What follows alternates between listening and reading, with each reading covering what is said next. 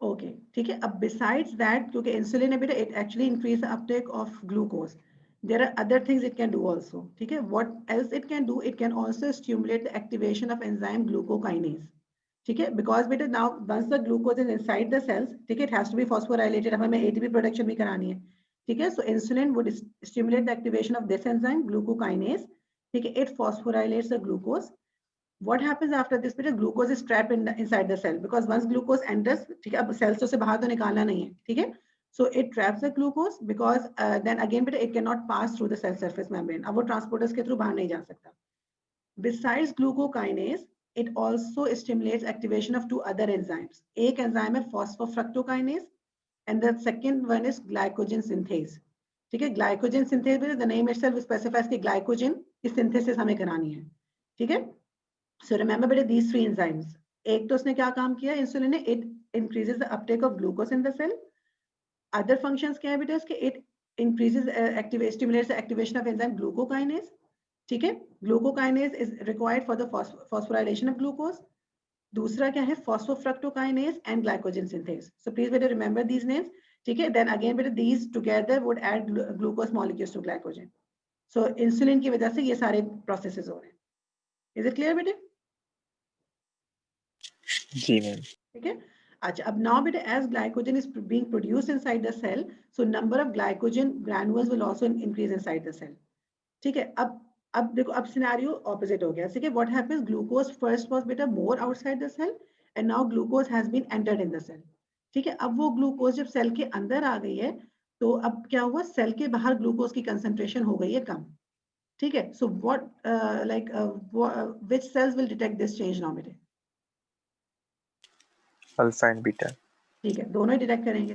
But what will happen now, now alpha cells will respond more, alpha cells will respond by secreting glucagon now, ठीक है। और beta cells क्या करेंगे, they would respond by stopping the secretion of insulin, ठीक है। सो अब ये negative feedback loop है। हमने इंसुलिन का कल कि व्हाट कैन इंसुलिन डू, ठीक है, इट कॉजेज द ग्लूकोज, ठीक है, to come inside the cell, but now since the glucose is वो डिक्रीज हो गया concentration, so alpha cell will secrete glucagon and beta cell will stop the secretion of insulin.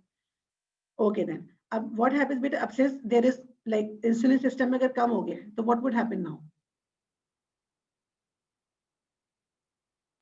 Ma'am अभी फिर Uptake, तो उसका rate of Uptake कम हो जाएगा insulin का कम हो जाएगा, इनसाइड द सेल। अपटेक कम किस सेल्स में होगा, लिवर सेल्स में जाएगा, तो जब नहीं लेंगे उसको मसल सेल्स भी नहीं लेंगे, ठीक है। बट व्हाट हैपेंस बेटा, अपटेक स्टिल कंटिन्यूज। अब हम ये बात क्यों कह रहे हैं, क्योंकि रिमेंबर बेटा a while back we discuss कि हमारे पास ये जो ग्लूट्स होते हैं ये हर सेल के अंदर मौजूद होते हैं। सिर्फ ग्लूट 4 था जो इंसुलिन की वजह से उसकी अपटेक को वो कर रहा था, बट डिपेंडेंट। बॉडी के अंदर दूसरे ग्लूट्स भी हैं, ठीक है। तो ग्लूकोज एंटर तो हो सकता है, तो इस वजह से उसकी जो अपटेक है वो कम हो जाती है, ठीक है। सो क्योंकि ग्लूट 4 की एक्टिविटी इंक्रीज इंसुलिन की वजह से हो रही थी, तो आता रहेगा क्योंकि एनर्जी तो फिर भी चाहिए सेल को, ठीक है, मगर वो कम हो जाएगी। ओके देन, अच्छा, अब व्हाट हैपेंस बेटा, अब ग्लूकागॉन है, इसका अपना स्पेसिफिक रिसेप्टर है, जैसे इंसुलिन का अपना रिसेप्टर था, ग्लूकागॉन का भी अपना रिसेप्टर है, ठीक है। इट विल मैम हम ये ग्रुप 4 के सिनेरियो में बात कर रहे हैं ना। अब हम ग्लूकागॉन की बात कर रहे हैं, इंसुलिन का हमने नहीं, ये जो ऊपर आपने बात की है, ऊपर वाली पॉइंट, ये ग्रुप 4 के सिनेरियो में थी ना। नहीं, ये जनरल बातें थी। हाँ, ये जो बात, जो हम इंसुलिन की बात कर रहे थे, जो हम अपटेक की बात करते हैं इंसुलिन की, वो ग्लूट 4 की थी। बट जनरली जब हम यहाँ बात करें ना ये वाली कि अपटेक स्टिल कंटिन्यूस, तो यहाँ पे ग्लूट 1 भी आ जाएगा, ठीक है, यहाँ पे ग्लूट 3 भी आ जाएगा, क्योंकि ये वाले जो प्रोटीन होते हैं ऑलरेडी बेटे सेल के ऊपर लगे हुए होते हैं। जैसे जो ब्रेन का जो ग्लूट 1 है, ये डायरेक्टली अगर सेल की मेम्ब्रेन है उसके ऊपर ये वाला ट्रांसपोर्ट प्रोटीन लगा हुआ होगा, ठीक है, तो डायरेक्टली ग्लूकोज इसके थ्रू एंटर हो जाएगी। मगर स्केलेटल सेल के अंदर क्या था, पहले इंसुलिन रिसेप्टर पे अटैच हो रहा था, ठीक है, only then that glucose transport protein was coming and attaching to the cell membrane, ठीक है। बट जैसे ग्लूट 1 है जो ब्रेन में होता है, इट इज डायरेक्टली बेटा अटैच्ड हियर, वो मेम्ब्रेन के साथ ही लगा हुआ होता है, तो glucose can enter directly. But इस वजह से हम कह रहे हैं कि अपटेक स्लो हो रही है और इंसुलिन की वजह से वो अपटेक ज्यादा हो गई थी, ठीक है। ठीक है मैम। अच्छा, now बेटा comes the glucagon part. It would bind to a different receptor in the cell membranes of the liver cells, ठीक है। तो ये बार बार मैं आपको बता रही, ठीक है, this is what you have to remember. Glucagon act करता है लिवर सेल्स के ऊपर। अच्छा, अब ग्लूकागॉन का बेटा क्या फंक्शन है, glucagon what would it do बेटा, because again these are all proteins, ठीक है। Glucagon activates a protein which is known as a G protein, ठीक है। इट्स द रिसेप्टर, ठीक है, glucagon when it attaches to the receptor, इसकी attachment के बाद क्या होता है, a protein which is G protein is activated, ठीक है, देन बेटा इट एक्टिवेट्स एन एंजाइम, और एंजाइम का नाम है एडिनालाइल साइक्लेज। आपकी बुक में नहीं लिखा हुआ, ठीक है, बट आप लिखना चाह रहे हो तो उसको लिख लो, ठीक है। So glucagon will bind to the receptor, it will activate a G protein, ठीक है, G protein will activate the conversion of ATP to cyclic AMP through this enzyme adenylyl cyclase, ठीक है, ठीक है। नाउ व्हाट हैपेंस बेटा कि this जब ये ATP to cyclic AMP convert हो गया, cyclic AMP will act as a second messenger now. अब जितनी सीरीज ऑफ चेंजेस होंगी it will be because of cyclic AMP. Clear बेटे? जी। अब ये इनफैक्ट इससे बता दूं, ये आपकी बुक की ही पिक्चर है, ठीक है। So this is what happens बेटे, डायग्राम से समझ लो, ज्यादा इजी हो जाएगा। दिस इज ग्लूकागॉन बेटा, it binds to the receptor, ठीक है। अब G protein gets activated, so what it does बेटे, the G protein once it gets activated it activates an enzyme, ठीक है, एंजाइम भी मेम्ब्रेन के अंदर ही अटैच हुआ है, ठीक है। This enzyme which is adenylyl cyclase, ठीक है, व्हाट इट डज बेटा, it produces cyclic AMP from ATP, ATP की कन्वर्जन हो गई साइक्लिक एएमपी के अंदर, ठीक है। So this is how it starts, cyclic AMP will activate protein kinase. So शुरू में ये प्रोटीन काइनेज जो होता है बेटा, it is in the inactive form, cyclic AMP will convert it into active protein kinase. Then this active protein kinase will activate phosphorylase kinase. ठीक है, phosphorylase kinase जब एक्टिव हो जाएगा बेटा, it will activate glycogen phosphorylase, क्योंकि now बेटा हम glycogen production कर, मतलब अभी ग्लूकोज प्रोडक्शन करवाएंगे ग्लाइकोजन के थ्रू, ग्लाइकोजन की ब्रेकडाउन करानी है। So active phosphorylase kinase will activate glycogen phosphorylase. Glycogen phosphorylase will cause the breakdown of glycogen to glucose.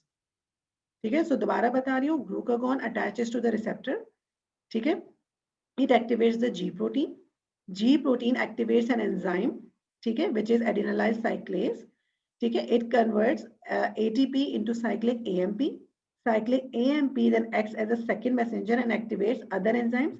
सबसे पहला एंजाइम जिसको वो एक्टिवेट करता है वो है protein kinase, activated protein kinase then activates with a phosphorylase kinase, phosphorylase kinase then activates glycogen phosphorylase, ठीक है। So glycogen phosphorylase beta is the last enzyme that gets activated, and then beta it brings about the conversion of glycogen into glucose. So this again beta is an enzyme cascade, so it leads to activation of many other molecules, ठीक है। और जो last आपका enzyme है that is glycogen phosphorylase.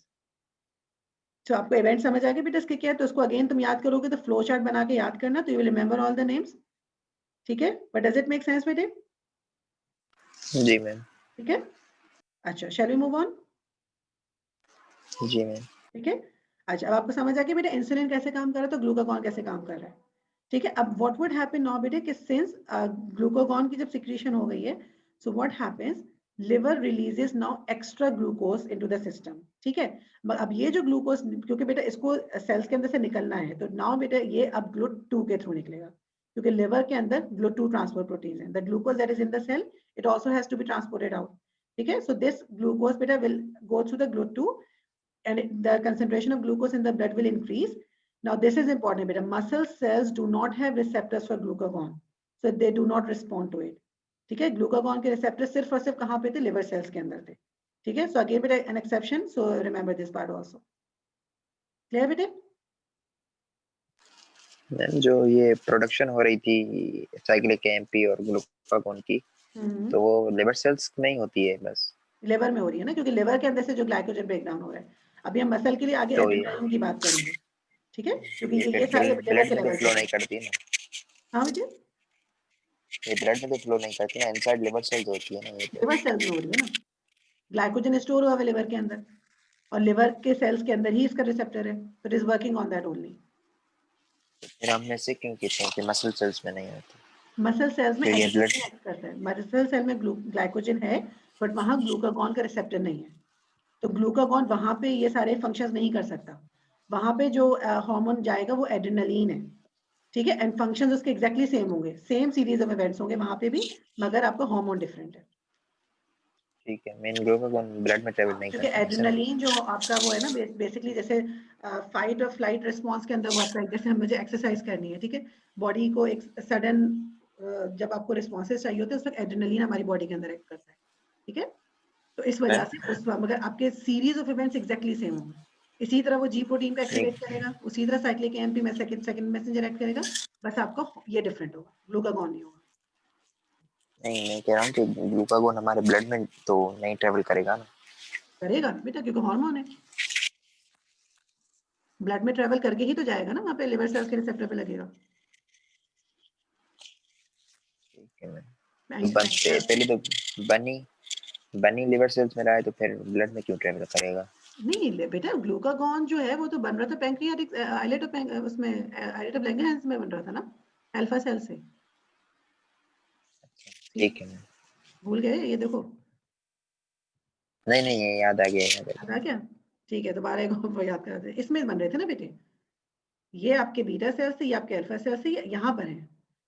Hormone जो release हो रहा है वो ब्लड में जा रहा है, और ब्लड के through then it is going to the liver and then gets attached itself to the receptor of glucagon.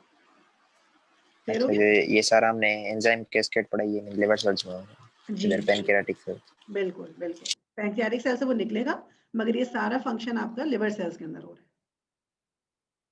ठीक है, और जो हमने इंसुलिन का पढ़ा था अभी पीछे, ये सारा का सारा स्केलेटल मसल के अंदर, स्केलेटल सेल के अंदर हो रहा है, ग्लूट4 वाला जो हमने पढ़ा था। ठीक है, ठीक है, अच्छा, ओके, सो ठीक है, सो अगेन अब ठीक है, हमने सारा डायग्राम के थ्रू ही बेटा कर लिया, तो I am not going through this one, but we have already discussed. ठीक है, देन व्हाट हैपेंस बेटा, अब glucose if it comes in the blood stream, ठीक है, डेफिनेटली बेटा it is required by the cells also, क्योंकि cells को definitely glucose blood में होगा, cells will be able to perform the functions. ठीक है, बट देन द ग्लूकोज जो होता है बेटा, it can also be made from amino acids and lipids. तो ग्लाइकोजन ब्रेकडाउन से डेफिनेटली बेटा you can get glucose, but you can get glucose from, ठीक है, अमीनो एसिड से भी मिल सकते हैं हमें glucose, we can get it from lipids also. ठीक है, and the process is known as gluconeogenesis. Genesis का मतलब होता है फॉर्मेशन, नियो का मतलब होता है न्यू, तो we are actually this is the production of new glucose, मगर ग्लूकोज हम यहाँ पे ग्लाइकोजन से नहीं बना रहे, we are making it from amino acids, we are making it from lipids. ठीक है, तो अक्सर देखा होगा बहुत सारे लोग जैसे जावेद, क्योंकि आपका जो फर्स्ट फॉर्म ऑफ आपको एनर्जी मिलता है वो कार्बोहाइड्रेट ब्रेकडाउन से मिलता है। ठीक है, मगर अगर कार्बोहाइड्रेट के डिपॉजिट्स कम हो गए बॉडी में, तो ठीक है, फिर प्रोटीन ब्रेकडाउन भी होना शुरू हो जाता है। ठीक है, और अक्सर लोग जो आजकल तुमने बहुत सुना होगा जो कीटो डाइट की तरफ जा रहे होते हैं, ठीक है, तो वहां पे वो एनर्जी उनको लिपिड ब्रेकडाउन की वजह से मिल रही होती है। ठीक है, तो ये दोनों भी ब्रेक डाउन होकर body can actually use them for useful energy, क्योंकि हम इन्हें जाया तो नहीं कर सकते। ठीक है, तो यूजफुल एनर्जी यहाँ से भी मिल सकती है, they can break down into glucose also, मगर प्रोसीजर जो होगा बेटा उसको हम बोलते हैं gluconeogenesis, new glucose formation. Clear? ठीक है। ठीक है, अच्छा, ये डायग्राम हमने डिस्कस कर ली, and what else we were discussing. ठीक है, तो the same beta, like we have covered glucagon and insulin, but we know कि बेटा they work together because they are part of negative feedback system. ठीक है, and what happens बेटा, blood glucose concentration never remains constant, so we just discussed that बेटे। ठीक है, क्योंकि healthy person में भी it will बेटा keep on fluctuating, that's why there will be time delays, और यही reason है बेटा जो हमें यहाँ पे oscillations मिल रहे थे। ठीक है, the moment the receptors detect the change to the moment बेटा they bring about the change, तो उसके अंदर टाइम लगता है, तो इसीलिए बेटा you see these oscillations there, तो जो करेक्टिव एक्शंस होते हैं उनको होने में टाइम लगता है। ठीक है, सो दैट्स द रीजन बेटा we actually maintain a set, उसकी रेंज होती है around 180 to 120 milligrams per cubic centimetre of blood. अच्छा, व्हाट एल्स? ठीक है, अब ये डिफरेंट टर्म्स है बेटा दैट यू शुड नो। अच्छा, राइट नाउ बेटा रिमेंबर, अब while back I was discussing कि जो हार्मोन होता है वो एड्रेनलिन होता है, सो राइट दिस डाउन बेटा। एड्रेनलिन हार्मोन है बेटे, it also increases the concentration of glucose, जैसे ग्लूकागॉन ब्लड ग्लूकोज की कंसंट्रेशन को बढ़ा रहा था by bringing about glycogenolysis, similarly बेटा adrenaline can also do that. ठीक है, but what happens, it binds to a different receptors on the surface of liver cells. ठीक है, liver cells में भी जाता है और ये muscle cells के अंदर भी जाता है, मगर इनका हर हार्मोन का रिसेप्टर डिफरेंट होता है। ठीक है, and they will activate the same enzyme cascade as we just discussed a while back, and you will have the same end result, और सेम एंड रिजल्ट क्या, जब लास्ट हार्मोन लास्ट एंजाइम होगा that will be glycogen phosphorylase. ठीक है, तो adrenaline जो होता है वो लिवर में भी जा सकता है, एड्रेनलिन बेटा can go into the muscle also. ठीक है, जब आप एक्सरसाइज कर रहे होते हैं, ठीक है, so it can go to the muscles also, और मसल्स के अंदर से ग्लाइकोजन स्टोर्स इस तरह रिलीज होते हैं, क्योंकि आपके मसल्स हर वक्त काम कर रहे होते हैं, वी नीड, वहां पे हमें एनर्जी बार बार चाहिए होती है, तो इस वजह से ग्लूकागॉन वहां पे इफेक्ट करता ही नहीं है। क्लियर बेटे? तो जो भी प्रोड्यूस आपके सेल्स में बन रहा है, क्योंकि सेल्स को बेटा आप जब एक्सरसाइज करते हो, you constant supply of ATP आपको वहां पे हर वक्त चाहिए, ठीक है। सो दैट्स द रीजन वहां जो ग्लूकोज निकलता है, it does not go into the system, वो वहीं पे ग्लूकोज आपका ग्लाइकोजन ब्रेक डाउन होगा और वहीं के वहीं वो सेल्स में एनर्जी के लिए यूज हो जाएगा, ठीक है, वो मैम सिस्टम में बाहर नहीं जाता। जो लिवर सेल्स में होते हैं हम्म वो ब्रेक डाउन ग्लूकागोन करता है, और जो एड्रेनालिन में मसल सेल्स में होता है उधर ग्लाइकोजन फॉस्फोरिलेज ब्रेक डाउन करता है। नहीं, हाँ, ग्लाइकोजन फॉस्फोराइलेज तो दोनों में ही एंजाइम तो लास्ट एंजाइम है ना, which is causing the breakdown of G glycogen, ठीक है। मगर आपके जो ये है आपका ग्लूकागॉन है बेटा, वो सिर्फ लिवर सेल्स में काम कर रहा है, मगर लिवर सेल्स के अंदर से वो क्या करता है, इट लिवर सेल्स के अंदर से वो ग्लूकोज को बाहर लेकर आ जाता है ब्लड के अंदर, ठीक है। एड्रेनलिन क्या कर रहा है, वो सेल्स के अंदर से ग्लूकोज को बाहर नहीं लेकर आ रहा, वो क्या कर रहे हैं, सेल के अंदर ही जो मुझे एनर्जी रिक्वायरमेंट है एक्सरसाइज के दौरान, वहीं के वहीं यूटिलाइज होगा।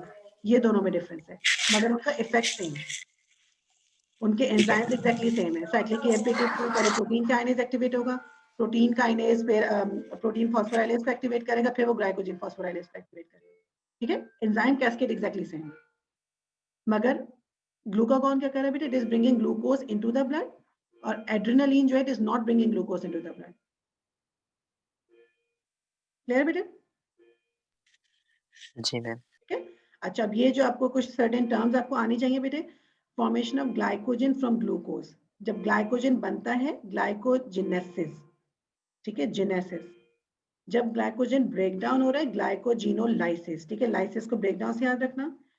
सिमिलरली बेटा, जब ग्लूकोज की फॉर्मेशन नॉन कार्बोहाइड्रेट से बन रही है, such as amino acids and lipids, the process is known as gluconeogenesis. Clear बेटे? Clear ma'am. ठीक है। अच्छा, अब ये थोड़ा सा हम रिकैप कर लेते हैं चीजों को कि ठीक है, वी जस्ट डिस्कस बेटा कि अगर ब्लड ग्लूकोज कंसेंट्रेशन ज्यादा हो जाए, we call it as hyperglycaemia. It can be damaging to the eye, nerve and the kidney also, the disease is known as diabetes, ठीक है। If it falls below the level 80 या 70, ठीक है, उससे नीचे आ जाएगी तो वी कॉल इट हाइपोग्लाइसीमिया, ठीक है। एंड यू जस्ट डिस्कस बेटा, the person will feel tired, lethargic and definitely बेटा कोमा एंड डेथ, क्योंकि ग्लूकोज जब होगा नहीं बेटा तो it can not reach the blood, brain में भी नहीं जा सकता, हार्ट में भी, हर जगह भी इसकी जरूरत है, ठीक है। Then this here insulin decreases, this is use for glucose, ठीक है। Insulin decreases the concentration of glucose, ठीक है, and then it like definitely बेटा stores it in the form of glycogen, और आपका जो ग्लूकागॉन है, it increases the secretion like the percentage of glucose into the blood, ठीक है, bye releasing it.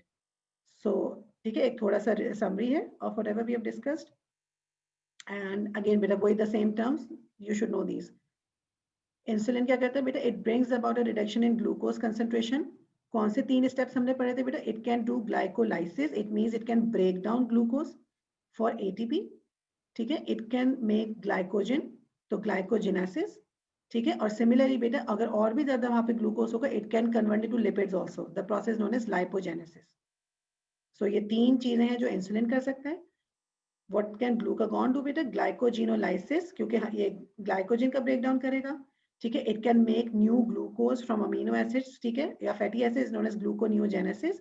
और फैटी एसिड से जब वो बनाते हैं उसको कीटोजेनेसिस बोलते हैं, जो जो ये कीटो डाइट वाले जो होते हैं उनको ग्लूकोज इस तरह मिल रहा होता है बेटे, कीटोजेनेसिस के through ketone bodies break down होता है उनका and they convert into glucose. So glucagon भी एक इसके में इंपॉर्टेंट, पिल्स होते हैं क्या कीटोजेनेसिस के?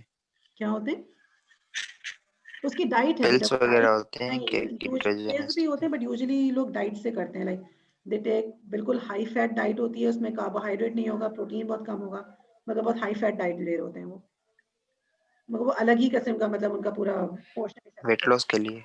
वेट लॉस के लिए करते हैं, but definitely better like in the long run it's not healthy,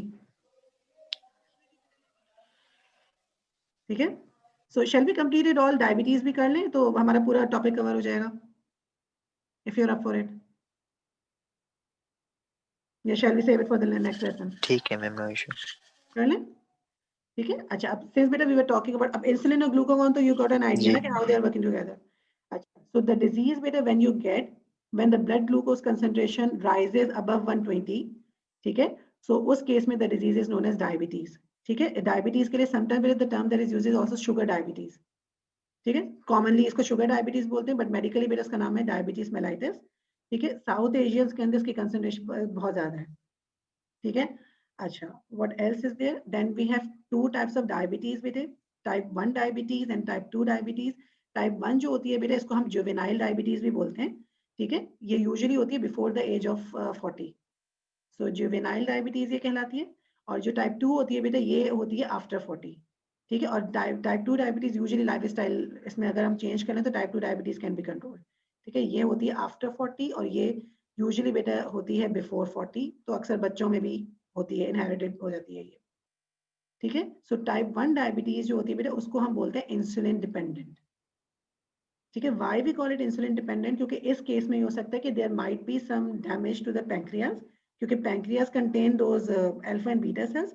तो अगर बेटा बीटा सेल्स के अंदर कोई फॉल्ट होगा तो डेफिनेटली बेटा इंसुलिन वहां पे सिक्रीशन उसकी नहीं होगी ब्लड में, और इंसुलिन की सिक्रीशन ब्लड में नहीं होगी तो ब्लड ग्लूकोज कंसेंट्रेशन ज्यादा ही रहेगा, ठीक है। So that's the reason it is known as insulin dependent diabetes, and another name is type 1 diabetes, ठीक है। So what happens, pancreas are incapable of secreting sufficient insulin. So अगर diet खाई भी है कुछ, तो आपका जब ब्लड ग्लूकोज कंसेंट्रेशन ज्यादा है बेटे, देयर इज नो इंसुलिन और less insulin, so it will stay in the system. तो जब वो सिस्टम में रहेगा बेटे, तो डेफिनेटली बेटे लाइक इट कैन कॉज आपके नर्व्स को, आईज को, हर चीज को डैमेज करेगा। इज इट क्लियर बेटे? इज इट क्लियर बेटे? तो यूजुअली बेटा हो किस तरह रहा है कि क्योंकि बीटा सेल्स वगैरह और इंसुलिन, बेटा इंसुलिन प्रोटीन है, तो जेनेटिक कोडिंग होती है, तो जो जीन है बेटा that is actually coding for production of insulin, उस जीन के अंदर कोई ना कोई चेंज हो जाएगा, जब वहां पे ऑल्ट्रेशन हुई है, ठीक है। तो if there is any damage to the gene, what will happen, beta cells जो है they will not be able to produce insulin. ये भी हो सकता है, और कभी कभी बेटा it is autoimmune also. So sometimes what happens, हमारे अपने जो सेल्स है वही बीटा सेल्स को डिस्ट्रॉय करना शुरू कर देते हैं। So this is what also happens, ठीक है। सो इसके इसलिए हम कहते हैं type 1 insulin dependent, also known as juvenile onset. Juvenile onset का मतलब बेटा early, before the age of 40, ठीक है। And it begins very early in life. सो इसके अंदर तो जो इसका हल सिर्फ यही है कि इंसुलिन इंजेक्शन लगाए जाए, इंसुलिन पंप्स लगाए जाए, ठीक है। इसका और कोई हल नहीं है। सेकेंड फॉर्म जो बेटा that is type 2, it is known as non insulin dependent diabetes. तो इसके अंदर क्या होता है बेटा, इंसुलिन होता है हमारी बॉडी में, बट आपके जो सेल्स होते हैं ना बेटा, there receptors are not working for those. For example अगर सेल है और उसमें रिसेप्टर है, मगर इंसुलिन उसमें अटैच होगा भी ना तो कोई चेंजेस नहीं होंगे सेल के अंदर, तो दैट इंसुलिन इज नॉट, जो रिसेप्टर्स है they are not able to respond to that insulin. So this is what happens. So इस केस में भी क्या होता है, blood glucose concentration will be actually at a higher level, क्योंकि वो अब वो इंसुलिन काम ही नहीं कर रहा सेल के अंदर, फिर भी ग्लूकोज नहीं आएगा।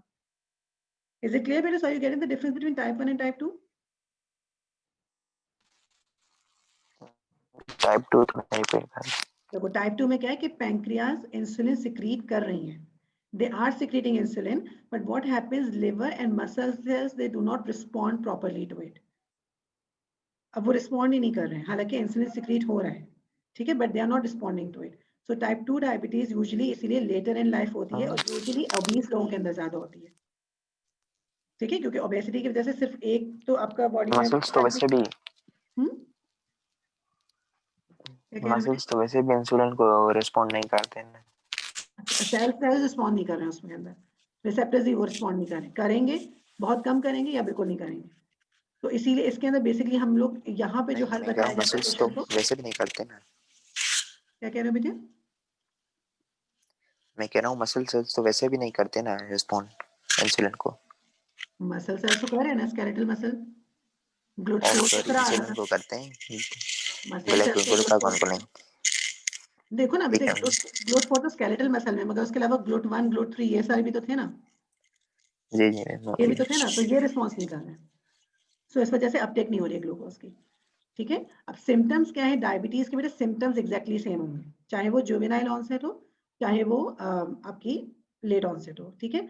बट यूजुअली क्या होता है कि ग्लूकोज जो होता है ना, हमें अब पता कैसे चलेगा, ग्लूकोज यूजुअली हमारे जब ब्लड टेस्ट के थ्रू तो पता चल जाता है, बट यूरिन के अंदर ग्लूकोज कभी भी नहीं आता, ठीक है। सो मगर अगर हम यूरिन टेस्ट करें और वहां ग्लूकोज ब्लड यूरिन के अंदर आ जाए, then it can be identified कि yes a person is diabetic, ठीक है। So usually what will happen बेटा, कार्बोहाइड्रेट मील हमने खाया, ग्लूकोज एब्जॉर्ब हो जाता है ब्लड के अंदर, बट जब वो किडनीज के अंदर जाएगा सारा, तो वो उसकी सारी रीअब्जॉर्प्शन, पूरा का पूरा ग्लूकोज रीअब्जॉर्ब हो जाता है, it never ever goes in the kidney, जाता ही नहीं है। तो यूरिन में मगर अगर इसकी डिटेक्शन आ गई, ठीक है, इट मीन्स तब हम आइडेंटिफाई करते हैं कि पर्सन को डायबिटीज है, ठीक है। तो इसीलिए अक्सर जब ब्लड टेस्ट करवाते हैं तो फास्टिंग ब्लड ग्लूकोज करा रहे होते हैं, उसके साथ वो यूरिन का ग्लूकोज लेवल भी चेक करा रहे होते हैं, ठीक है। तो इसीलिए व्हाट वुड हैपन कि अगर ग्लूकोज आपके डायबिटिक पेशेंट्स के अंदर, क्योंकि ग्लूकोज का जो मॉलिक्यूल होता है बेटा इट्स अगर वो रिलीज हो जाए तो ग्लूकोज के साथ साथ water can also be release. अब वाटर भी जब रिलीज होता है, इसलिए अगर आपने नोटिस किया कोई आसपास डायबिटिक है तो उन लोगों को बार बार प्यास लग रही होती है, क्योंकि वाटर कंटेंट बॉडी का लॉस हो जाता है थ्रू यूरिन, एक्सक्रीट हो जाता है ग्लूकोज के साथ ही। ठीक है, so these people are constantly hungry and thirsty.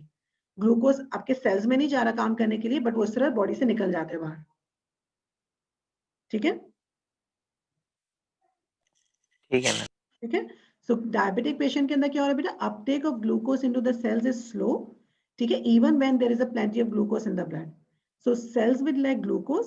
अब जब सेल्स में ग्लूकोज नहीं है बेटा तो व्हाट वुड हैपन, डेफिनेटली आपके जो एटीपी प्रोडक्शन कम हो जाएगी, बट एनर्जी तो फिर भी चाहिए ना। तो वो अब एनर्जी सेल किस तरह लेगा, अब वो जो फैट्स और प्रोटीन्स वगैरह है उनको वो as an alternate energy source use करेगा। ठीक है, क्योंकि ग्लूकोनियोजेनेसिस इफ यू रिमेंबर बेटे डिफरेंट सोर्सेज से भी हम ग्लूकोज बना सकते हैं। सो सेल्स अब इन चीजों को, इन स्टोर्स को यूज करेगा, फैट्स को और प्रोटीन्स को। ठीक है, सो मगर इसकी वजह से क्या होता है, हमारी बॉडी के अंदर कीटो एसिड्स बढ़ जाते हैं। जब आपका फैट ब्रेकडाउन होता है तो कीटो एसिड्स बढ़ जाते हैं। ठीक है, और कीटो एसिड्स जब बढ़ते हैं बेटे, सिंस देयर एसिड, तो एसिड क्या कर सकते हैं, आपके ब्लड पीएच को डिक्रीज कर देगा। तो दैट्स द रीजन बेटा कि सिर्फ एक ग्लूकोज की कंसेंट्रेशन ज्यादा होने से तो और कितने डिफरेंट आपकी बॉडी के अंदर इफेक्ट्स हो सकते हैं। Since we, like your cells do not have glucose, energy will be taken by fats or proteins. Fats can break down into keto acids. ठीक है, keto acids will decrease the blood pH level. ठीक है, और glucose क्या हो रहा था, glucose क्योंकि बेटा यूरिन के थ्रू निकल रहा था और उसकी वजह से पानी भी निकल रहा था, तो व्हाट हैपेंस, और ब्लड पीएच भी ऑलरेडी कम हो गया है, तो ये सारी चीजें मिलके बेटे तो एक्सट्रीम कंडीशन से भी पेशेंट चला जाता है। डिहाइड्रेशन भी है, ठीक है, ग्लूकोज है उसके साथ वाटर निकल रहा है, सॉल्ट लॉस भी होना शुरू हो जाता है, and you have a low blood pH level. इसकी वजह से people can actually go into diabetic coma.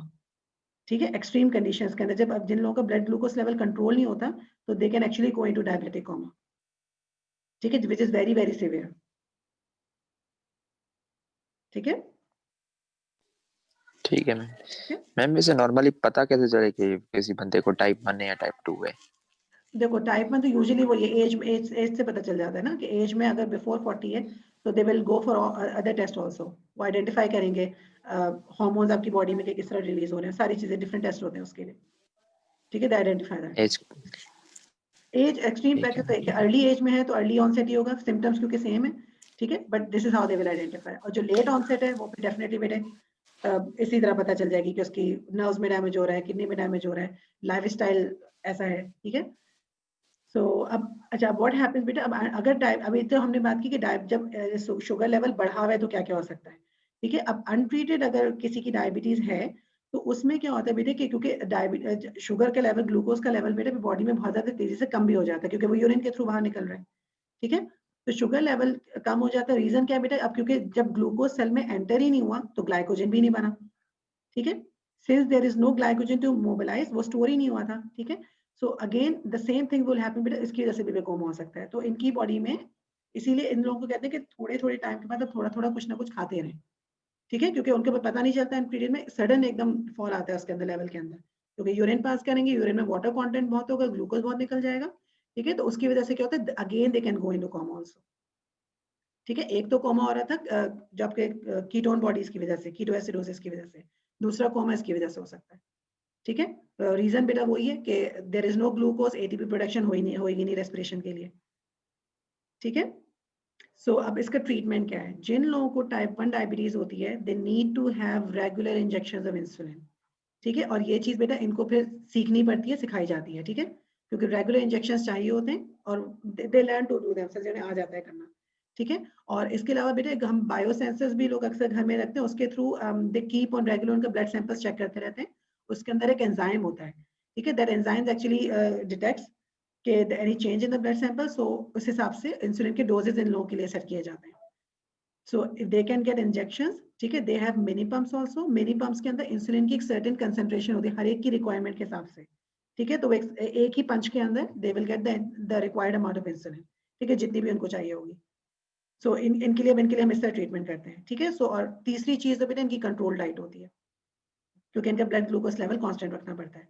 सो जो आपके टाइप 1 वाले लोग हैं बेटा, उनका ट्रीटमेंट इस तरह किया जाता है। टाइप 2 जो होती है ना, उसको यूजुअली बेटा we do not need give them insulin injection. उसका रीजन क्या है, they already have insulin but उनके रिसेप्टर्स काम नहीं कर रहे हैं. तो उनके लिए हम क्या कहते हैं, उनको कहते हैं कि डाइट और एक्सरसाइज के थ्रू अपने ब्लड ग्लूकोज लेवल को मेंटेन करें. ठीक है, नॉर्मल लिमिट्स में जब वो रहेगा तो डेफिनेटली बेटा ब्लड ग्लूकोज कम होगा, तो रिसेप्टर्स पे डेफिनेटली उस पर काम करेंगे. दे डू वर्क, बट क्योंकि इतना ज्यादा ब्लड ग्लूकोज हो जाता है तो they are not able to respond to that. ठीक है. सो डायबिटिक्स जो होते हैं, जब टाइप 2 वाले होते हैं, उनको सिर्फ और सिर्फ उनका ये हल है, उनको आप डाइट के साथ या एक्सरसाइज के साथ कंट्रोल करें. मगर जो टाइप 1 है उनको हमें इंसुलिन के पंप देने पड़ते हैं. ठीक है बेटे. ठीक है मैम. अच्छा, what else, then again the same बेटा कि टाइप 2 अब ज्यादा लाइक प्रेवलेंट है. द सेम यू नो बेटा कि अब आजकल हम सभी का लाइफस्टाइल ऐसा हो गया, फास्ट फूड और ऐसी चीजें, lack of exercise, this is all. तो इसी वजह से टाइप 2 डायबिटीज अब बहुत ज्यादा प्रेवलेंट है. ठीक है. और साउथ एशियन कंट्रीज में मैंने आपसे कहा था कि बहुत ज्यादा हो गई है. सो दिस इज जस्ट के how you can eliminate the risk. ठीक है. सो दिस इज जो डॉक्टर्स हम जब देते हैं पेशेंट को उसका चार्ट बना के, so this is what they are told, कि they have to eat diet which is rich in fruits, vegetables and whole grains. ठीक है. again or reducing the intake of salt, sugar and fat. ठीक है. because everything will eventually excess sugar होगी, excess होगी, सारी चीजें फिर दोबारा वो फैट में कन्वर्ट हो जाएंगी, और वो आपका इंसुलिन तो वैसे ही वहां पे रिस्पॉन्ड नहीं कर रहा. Exercise regularly and reduce weight. So इनके लिए हम यूजुअली बेटे यही प्लान किया जाता है टाइप 2 डायबिटीज के लिए. और टाइप 1 को एज वी जस्ट डिस्कस बेटे कि उनको हम सिर्फ और सिर्फ इंसुलिन पंप दे रहे होते हैं प्लस डाइट. ठीक है. अच्छा, अब थोड़ा मैं तुम्हें एक और चीज दिखा दूं, क्योंकि राइट नाउ बेटा we are talking about these, तो मैं बायोसेंसर्स का आपको बता देती हूँ. ठीक है. Because this is something in your book also, you should no. So finally बेटा उसको डिस्कस कर लेते हैं बिफोर वाइंडिंग अप. लेट्स एक minute.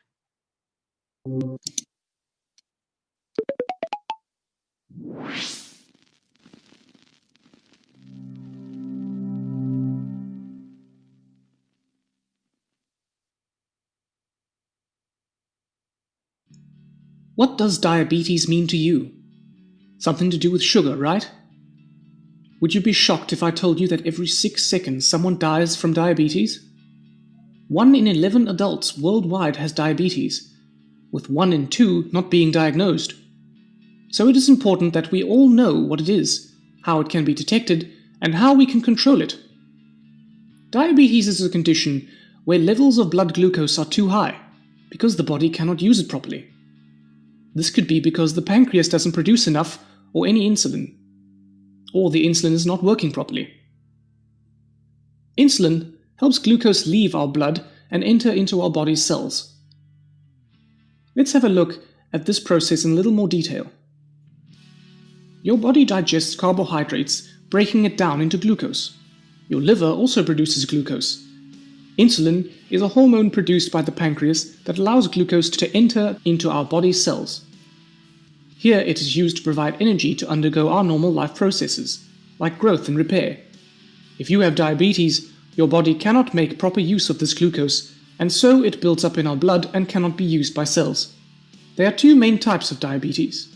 Type 1 is when there is no insulin at all, whereas type 2 is when there is insulin present, but either there isn't enough or it isn't working properly. Type 1 diabetes is an autoimmune response, where the body destroys its own insulin-making cells. This type has nothing to do with diet or lifestyle, and currently there is no cure.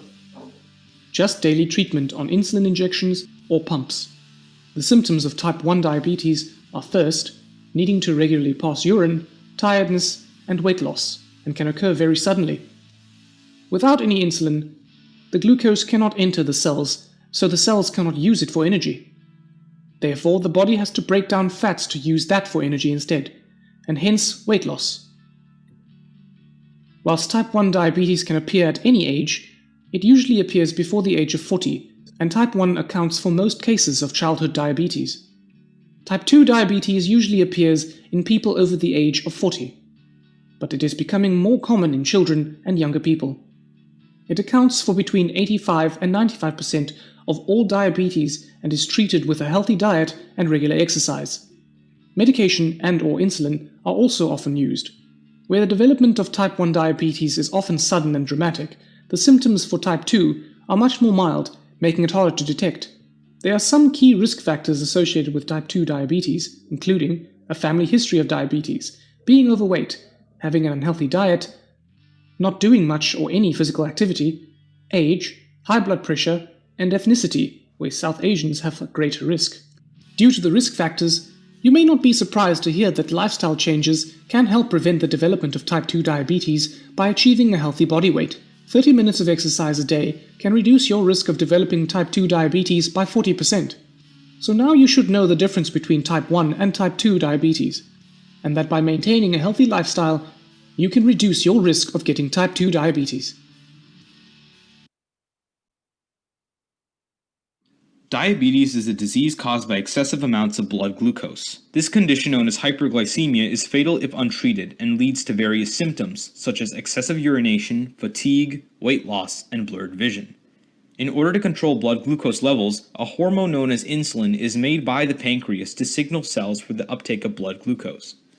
Type 1 diabetes is caused by insufficient blood insulin and is believed to be caused by a variety of factors, such as viral infection from the rotavirus and measles and genetics. In 1921, Dr. Frederick Banting researched a successful way to isolate insulin from pancreatic cells in dogs. They later began mass-producing insulin for diabetic patients from pigs, saving many. Porcine insulin and human insulin only differ by one amino acid residue at the C-terminus, in which the alanine in pig insulin is replaced with a threonine in human insulin. Because of this meant that pig insulin was compatible with human insulin receptors. While animal insulins are still sometimes used today, they must be very pure, as there are impurities that have been shown to cause allergic reactions. In 1926, scientists first crystallized insulin, and then in 1955, a breakthrough by Frederick Sanger allowed scientists to sequence the DNA coding for insulin. The 3D structure was solved by Dorothy Hodgkin in 1969 through the use of X-ray crystallography. After Sanger's work, scientists could use this genetic code to synthesize their own insulin. Efficient mass production of insulin began in 1978 through recombinant bacteria, in which insulin genes were inserted for bacteria to transcribe and translate into insulin. Thus, the insulin that you use is mass-produced by lab bacteria. For more, So we look at what are biosensors, what are the features of a biosensor, what are the uses. We're going to discuss glucose biosensors and dipsticks. So what are biosensors? These are analytical devices used to measure or detect a particular signal. They convert a biological response into an electrical signal. Types of biological molecules include antibodies and enzymes. These are immobilized in some way, for example, on a dipstick. So here you can see how an antibody has been immobilized, and as the antigen binds, a physical or chemical change is going to be converted into an electrical signal that is sent to the detector.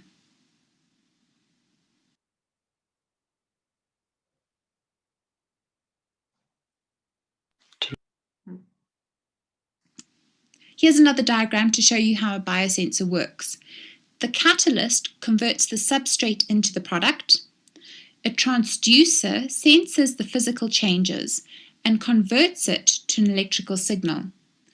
The signal is amplified, processed, and then it can be viewed on a display screen.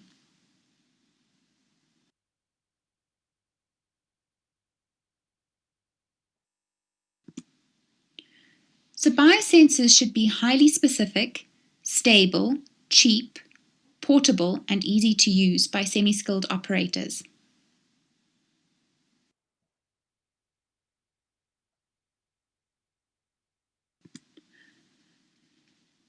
So what are some uses? Well, they're used to detect pollutants. They're used in food production and ripeness. For example, they detect ethylene. They're used in herbicide or pesticide detection of the levels, blood glucose levels in diabetics. They're also used to estimate the concentrations of compounds such as urea, ketones, and cholesterol in blood and urine. Right?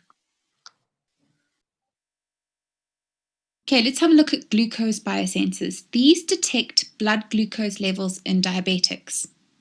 They use the immobilized enzyme glucose oxidase. This enzyme is very specific, so glucose levels can be measured in the presence of other sugars. Glucose oxidase catalyzes the conversion of glucose to hydrogen peroxide and gluconic acid. An electrode can detect a drop in the oxygen concentration, which initiates an electrical signal proportional to the glucose concentration.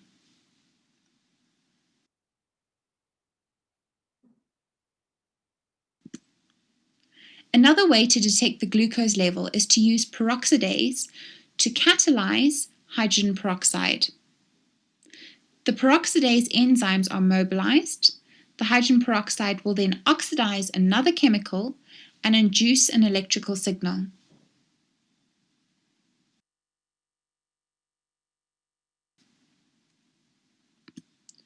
Okay, let's have a look at dipsticks. These are strips of card or plastic with immobilized enzymes on the surface.